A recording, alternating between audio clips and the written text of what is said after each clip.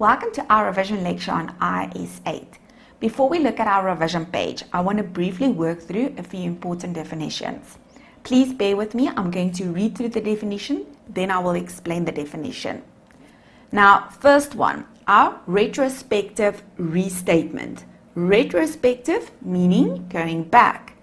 Correcting the recognition, your journal entry, measurement, calculation, amount, and disclosure of amounts of elements in financial statements as if the prior period error had never occurred. Now, this means that you will have to go back and you have to correct your accounting, your journal entry, your amount, and you need to disclose this in your annual financial statements. Compared to retrospective application, look at the difference. Retrospective restatement, retrospective application. Retrospective application is applying a new accounting policy to transactions, other events, and conditions as if that policy had always been applied. Therefore, again, going back as if that policy had always been applied. Now, when you look at prospective application, this will be the application of a change in accounting policy and of recognizing the effect of a change in accounting estimate, respectively, or applying the new accounting policy to transactions, other events, and conditions occurring after the date as at which the policy is changed, and recognizing the effect of the change in the accounting estimate in the current and future periods affected by the change. Now, when you look at this, summarize. Retrospective restatements relate to our prior period errors. Retrospective application relates to our new accounting policies, and prospective going forward relates to new accounting policies and to our change in estimates. Then another important definition, impracticable. Guys, I'm going to repeat, impracticable. Now, what is this and what is the meaning? This is if after every reasonable effort to do so, something is not possible to do without incurring undue cost and effort. If you need to discuss this in a discussion question, you need to look at the cost versus the benefit. Now, you can work through the details of this definition, but what is important to note is that if it is impracticable, not possible to do without incurring undue cost and effort, you have to remember, and very important, you have to remember that you need to disclose the fact in your annual financial statements.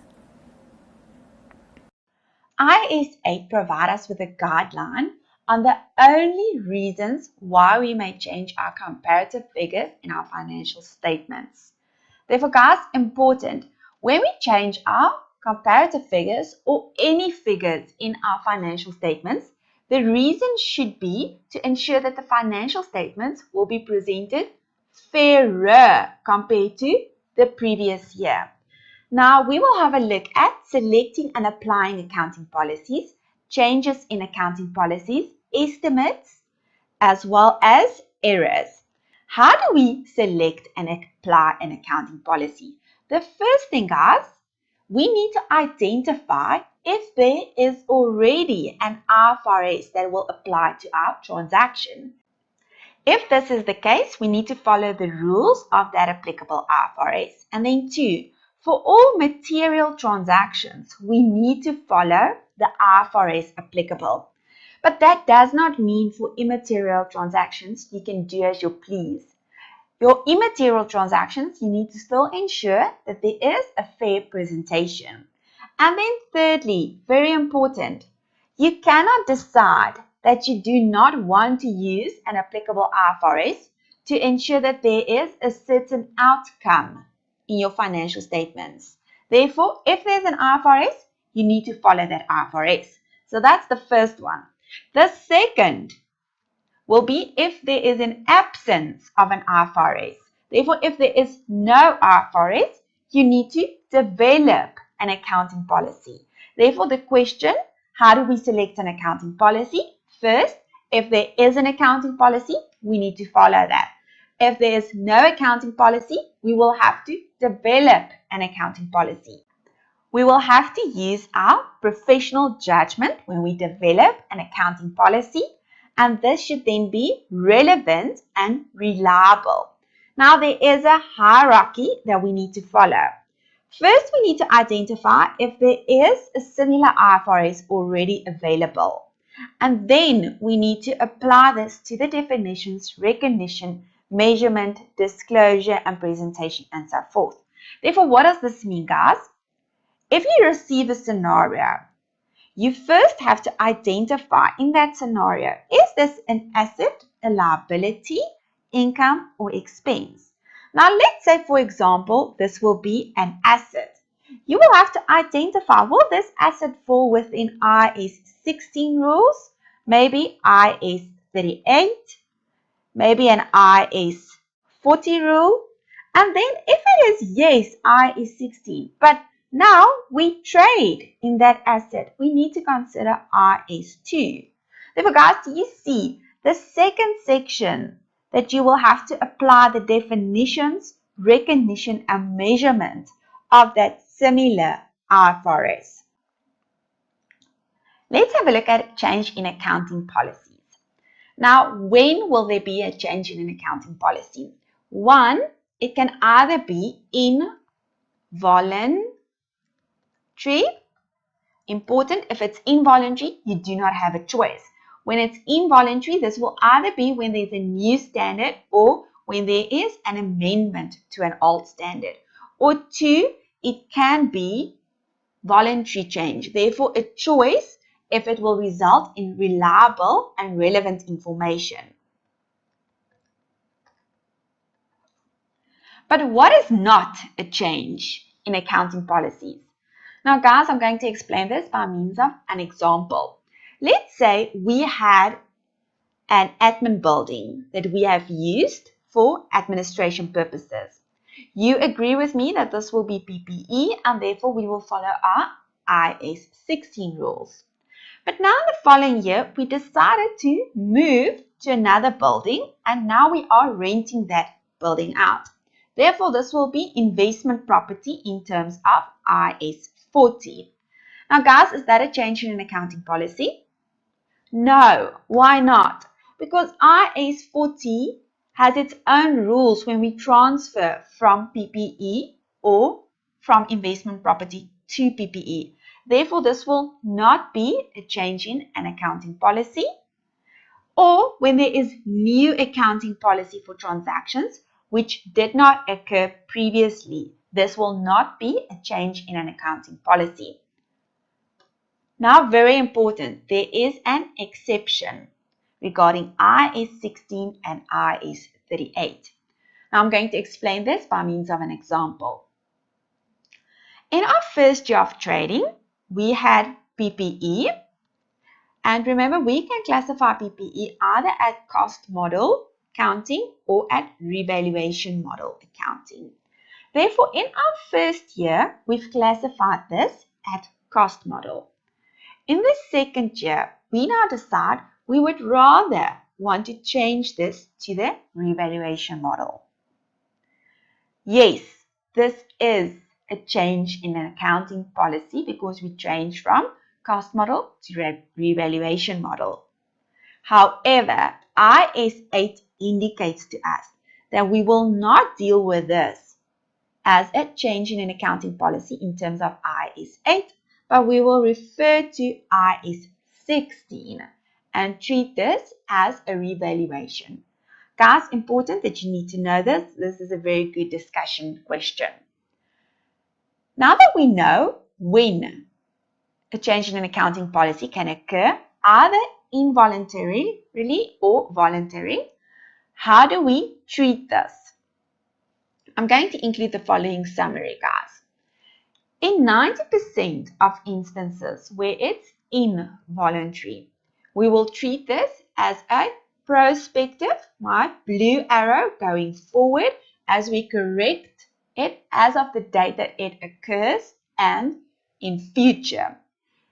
90% involuntary.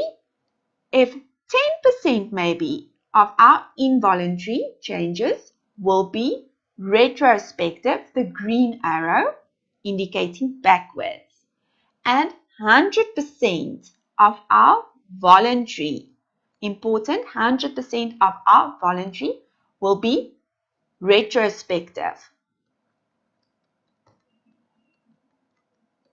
corrected. Now guys, important, if it is retrospective, immediately you need to think about the possibility that there might be a third set up statement of financial position. Now why? Retrospective, you will have to correct the opening balance of your prior year. Therefore, let's say, for example, this is our prior year. This will be our current year. And now, when we have to correct the opening balance of my prior year, this means technically the closing balance of the prior year. Therefore, this will be the third set of statement of financial position, and this will only be applicable when we have to retrospectively adjust. Therefore, guys, I'm going to repeat. If you have to adjust retrospectively, you need to think about the possibility of a third statement of financial accounting to be disclosed. But there's a limitation. If it is impracticable, guys, if it is impracticable, you only adjust for the earliest time possible. Therefore, guys, for the earliest time that there is information available. And then early application of an IFRS will not be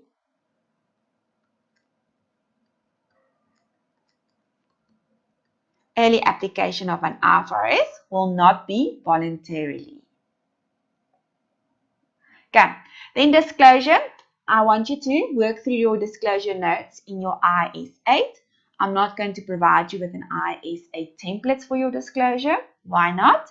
Because there will be different disclosures depending on a change in accounting policy, change in estimate, or error.